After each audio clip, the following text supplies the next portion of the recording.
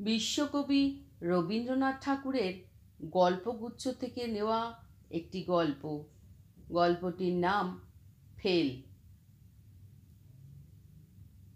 লেজা এবং মুড়া, রাহু এবং কেতু পরস্পরের সঙ্গে আড়াআড়ি করলে যেমন দেখিতে হইত, এও ঠিক সেই রকম।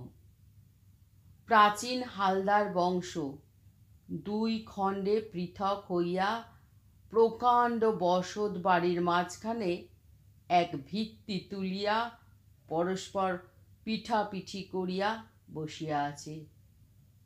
কেহ কাহারও মুখ দর্শন করে না। নবগোপালের ছেলে নলিন এবং ননীগোপালের ছেলে নন্দ, এক বংশজাত, এক বয়সী, এক স্কুলে যায় এবং পারিবারিক বিদ্বেষ ও রেষারেষিতেও উভয়ের মধ্যে সম্পূর্ণ ঐক্য। নলিনের বাপ নবগোপাল অত্যন্ত কড়া লোক।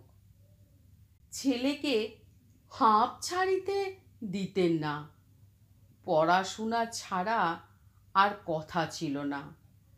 খেলা, খাদ্য ও সাজসজ্জা সম্বন্ধে ছেলের সর্বপ্রকার শখ তিনি খাতাপত্র ও স্কুলের বইয়ের নিচে চাপিয়া রাখিয়াছিলেন।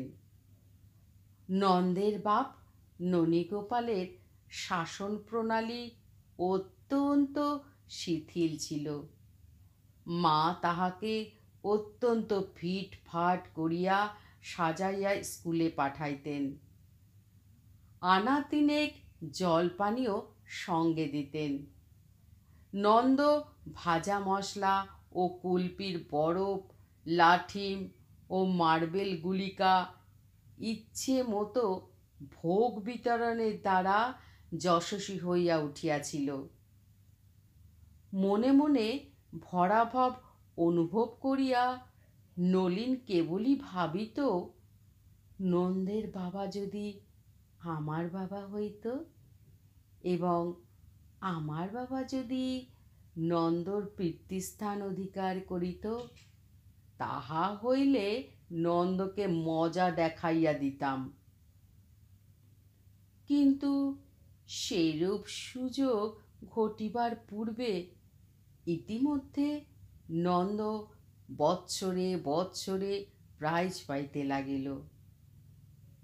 নলিন রিক্ত হস্তে বাড়ি আসিয়া স্কুলের কর্তৃপক্ষের নামে পক্ষপাতের অপবাদ দিতে লাগিল। বাপ তাহাকে অন্য স্কুলে দিলেন, বাড়িতে অন্য মাস্টার রাখিলেন।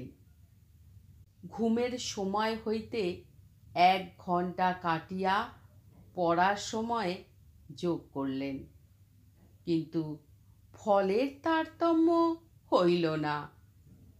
নন্দ পাশ করিতে করিতে বিএ উত্তীর্ণ হইয়া গেল।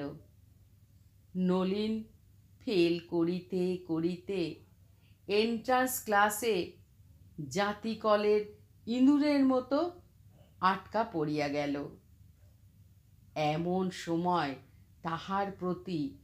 তাহার প্রতি দয়া করিলেন, তিনি মরিলেন।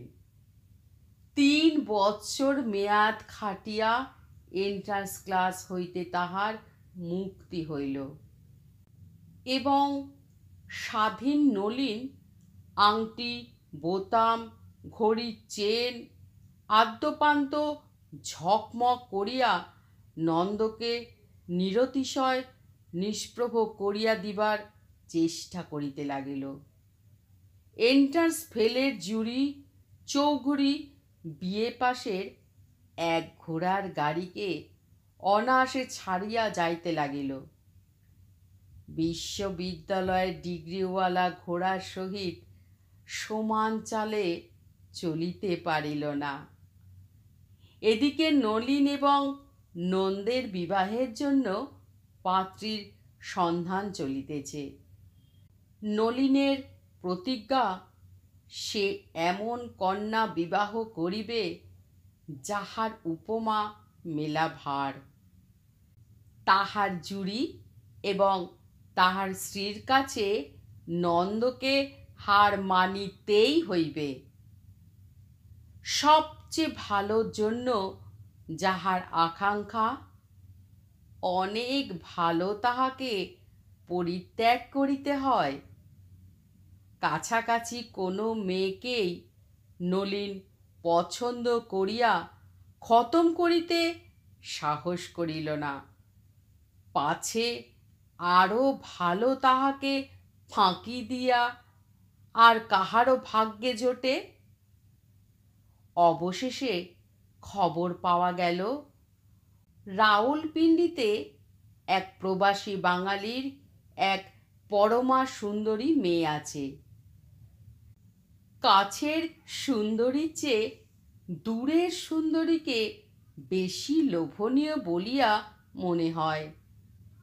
নলিন মাতিয়া উঠিল। খরচপত্র দিয়া কন্যাকে কলিকাতায় আনানো হইল। কন্যাটি সুন্দরী বটে। নলিন কহিল, যিনি যাই করুন, ফস করিয়া রাউলপিন্ডি ছাড়াইয়া যাইবেন, এমন সাধ্য কাহারও নাই। অন্তত এ কথা কেহ বলিতে পারিবেন না যে এ মেয়ে তো আমরা পূর্বেই দেখিয়াছিলাম, পছন্দ হয় নাই বলিয়া সম্বন্ধ করি নাই। কথাবার্তা তো প্রায় এক প্রকার স্থির। পানপত্রের আয়োজন হইতেছে। এমন সময় একদিন প্রাতে দেখা গেল ননীগোপালের বাড়ি হইতে বিচিত্র থালার উপর বিবিধ উপঢৌকন লইয়া দাসী চাকরের দল ষাঁড় বাঁধিয়া চলিয়াছে। নলিন কহিল, দেখে এসো তো হে, ব্যাপারখানা কি? খবর আসিল নন্দর ভাবী বধূর জন্য পানপত্র যাইতেছে। নলিন তৎক্ষণাৎ গুড়গুড়ি টানা বন্ধ করিয়া সচকিত হইয়া উঠিয়া বসিল। বলিল, খবর নিতে হচ্ছে তো। তৎক্ষণাৎ গাড়ি ভাড়া করিয়া ছড়ছড় শব্দে দ্রুত ছুটিল। বিপিন হাজরা ফিরিয়া আসিয়া কহিল, কলকাতার মেয়ে, কিন্তু খাসা মেয়ে। নলিনের বুক দমিয়া গেল। কহিল, বলো কি হে? হাজরা কেবলমাত্র কহিল, খাসা মেয়ে। নলিন বলিল, এ তো দেখতে হচ্ছে। পরিষদ বলিল, সে আর শক্তটা কি বলিয়া তর্জনী ও অঙ্গুষ্ঠে একটা কাল্পনিক টাকা বাজাইয়া দিল। সুযোগ করিয়া নলিন মেয়ে দেখিল। যতই মনে হইল এ মেয়ে নন্দের জন্য একেবারে স্থির হইয়া গেছে, ততই বোধ হইতে লাগিল মেয়েটি রাউলপিণ্ডজারের চেয়ে ভালো দেখিতে। দ্বিধা পীড়িত হইয়া নলিন পরিষদকে জিজ্ঞাসা করিল, কেমন ঠেকছে হে? হাজরা কহিল, আজ্ঞে, আমাদের চোখে তো ভালোই ঠেকছে। নলিন কহিল, সে ভালো কি এ ভালো? হাজরা বলিল, এই ভালো। তখন নলিনের বোধ হইল ইহার চোখের পল্লব তাহার চেয়ে একটু যেন ঘন, তাহার রংটা ইহার চেয়ে একটু যেন বেশি ফ্যাকাশে, ইহার গৌর বর্ণে একটু যেন হলদে আভার সোনা মিশিয়াছে। ইহাকে তো হাতছাড়া করা যায় না। নলিন বিমর্ষভাবে চিত হইয়া গুড়গুড়ি টানিতে টানিতে কহিল, ওহে হাজরা, কি করা যায় বলো তো? হাজরা বলিল, মহারাজ, শক্তটা কি? বলিয়া পুনশ্চ অঙ্গুষ্ঠে তর্জনীতে কাল্পনিক টাকা বাজাইয়া দিল। টাকাটা যখন সত্যি সশব্দে বাজিয়া উঠিল, তখন যথোচিত ফল হইতে বিলম্ব হইল না। কন্যার পিতা একটা অকারণ ছুতা করিয়া বরের পিতার সহিত তুমুল ঝগড়া বাঁধাইলেন। বরের পিতা বলিলেন, তোমার কন্যার সহিত পুত্রের যদি বিবাহ দিই তবে, ইত্যাদি ইত্যাদি। কন্যার পিতা আরও এক গুণ অধিক করিয়া বলিলেন, তোমার পুত্রের সহিত আমার কন্যার যদি বিবাহ দিই তবে, ইত্যাদি ইত্যাদি।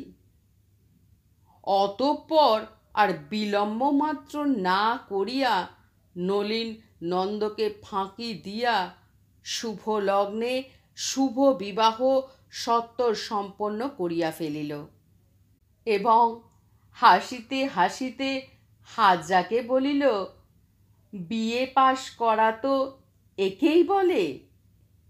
কি বলো হে হাজরা, এবারে আমাদের ও বাড়ির বড়বাবু ফেল। অনতিকাল পরেই ননীগোপালের বাড়িতে একদিন ঢাক ঢোল সানাই বাজিয়া উঠিল। নন্দর গায়ে হলুদ। নলিন কহিল, ওয়ে হাজরা, খবর লও তো পাত্রীটিকে। হাজরা আসিয়া খবর দিল, পাত্রীটি সেই রাউলপিন্ডির মেয়ে। রাউলপিন্ডির মেয়ে? হা হা হা হা হা। নলিন অত্যন্ত হাসিতে লাগিল। ও বাড়ির বড়বাবু আর কন্যা পাইল না, আমাদেরই পরিত্যক্ত পাত্রীটিকে বিবাহ করিতেছে। হাজরাও বিস্তর হাসিল। কিন্তু উত্তর নলিনের হাসির আর জোর রহিল না। তাহার হাসির মধ্যে কীট প্রবেশ করিল। একটি ক্ষুদ্র সংশয় তীক্ষ্ণ স্বরে কানে কানে বলিতে লাগিল, আহা, হাতছাড়া হইয়া গেল। শেষকালে নন্দর কপালে জুটিল। ক্ষুদ্র সংশয় ক্রমশই রক্তস্ফীত জোকের মতো বড় হইয়া উঠিল। তাহার কণ্ঠস্বরও মোটা হইল। সে বলিল, এখন আর কোনো মতে ইহাকে পাওয়া যাইবে না, কিন্তু আসলে ইহাকে দেখিতে ভালো, ভারী ঠকিয়াছি। অন্তঃপুরে নলিন যখন খাইতে গেল, তখন তাহার স্ত্রীর ছোট খাটো খুঁত মস্ত হইয়া তাহাকে উপহাস করিতে লাগিল। মনে হইতে লাগিল, স্ত্রীটা তাহাকে ভয়ানক ঠকিয়েছে। রাউলপিন্ডিতে যখন সম্বন্ধ হইতেছিল, তখন নলিন সেই কন্যার যে ফটো পাইয়াছিল, সেইখানে বাহির করিয়া দেখিতে লাগিল। বাহবা, অপরূপ, রূপ মাধুরী, এমন লক্ষ্মীকে হাতে পাইয়া ঠেলিয়াছি, আমি এত বড় গাধা। বিবাহ সন্ধ্যায় আলো জ্বালাইয়া বাজনা বাজাইয়া জুড়িতে চড়িয়া বর বাহির হইল। নলিন শুইয়া পড়িয়া গুড়গুড়ি হইতে যৎ সামান্য সান্ত্বনা আকর্ষণের নিষ্ফল চেষ্টা করিতেছে। এমন সময় হাজরা প্রসন্ন বদনে হাসিতে হাসিতে আসিয়া নন্দকে লক্ষ্য করিয়া পরিহাস জামাইবার উপক্রম করিল। নলিন হাঁকিল, দারোয়ান! হাজরা তথস্থ হইয়া দারোয়ানকে ডাকিয়া দিল। বাবু हाजरा देखिया दिया कहिल, अभी इसको कान पकड़ के बाहर निकाल दो। बाबू हाजरा के देखाइया दिया कहिल, अभी इसको कान पकड़ के बाहर निकाल दो। আমার এই গল্প পাঠ আপনাদের যদি এতটুকু ভালো লেগে থাকে অবশ্যই আমার এই ছোট্ট চ্যানেলটিকে সাবস্ক্রাইব করে পাশে থাকার অনুরোধ রইল। নমস্কার।